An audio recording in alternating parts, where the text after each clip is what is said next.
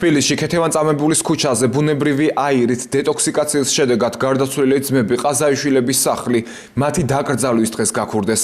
შემთხვევა გორში ვერხვების დენილთა დასახლებაში მოხდა. არსებული ინფორმაციით სახლიდან ქორდება 235 ლარი წაიღეს.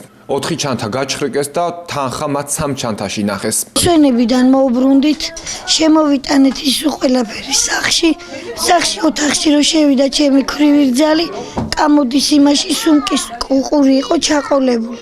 ვაიმე ვაქაო ვინ რას ეძებდაო. გახსნა ჩანთა ამოქექილი იყო. მერეთა მეორე რძალმა ნახაბა მე ჩემი ჩანთა ძღიარიო და ვნახო.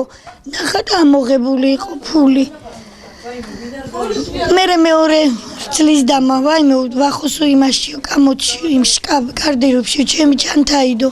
გახსნა იმანაც და აღარც იმის ჩანთაში არ იყო ფული. მერე გამოვედი მე და უკანასკნელი 40 ლარი მქონდა ამ დღეებში. მეტი ფული არ მქონია. ხო არ ვიტყვი იმდენი მქონდა მეთქი. ისიც ამოღებული იყო. რას ეძებდნენ, რა უნდათ, რა აინტერესებდათ, დანარჩენი არაფერი არ ვიცი.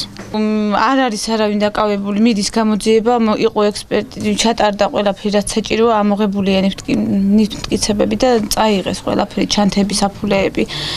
გაიგებენ უახლოეს პერიოდში, ესე ამ პერიოდში, ამ ტრაგედიის დროს, ეგ გულში ვინ გაივლო, რომ ესე ვაიმე აი არ ლაპარაკიც მიჭირს ამ საკითხზე.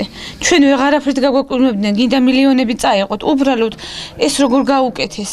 ორ-ორი ამ ხილავაშკაცი მიწას მივაბარეთ და მობრუნდი და სახლიც გაძარცული დაგხვდეს.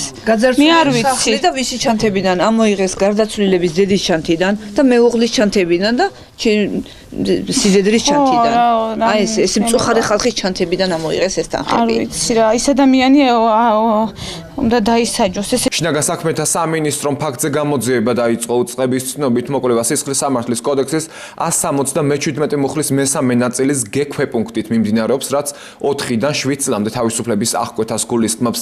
თბილისში ისანში ქეთევან-წამებულის გამზირზე გაზით 7 ადამიანი 31 იანვარს გარდაიცვალა.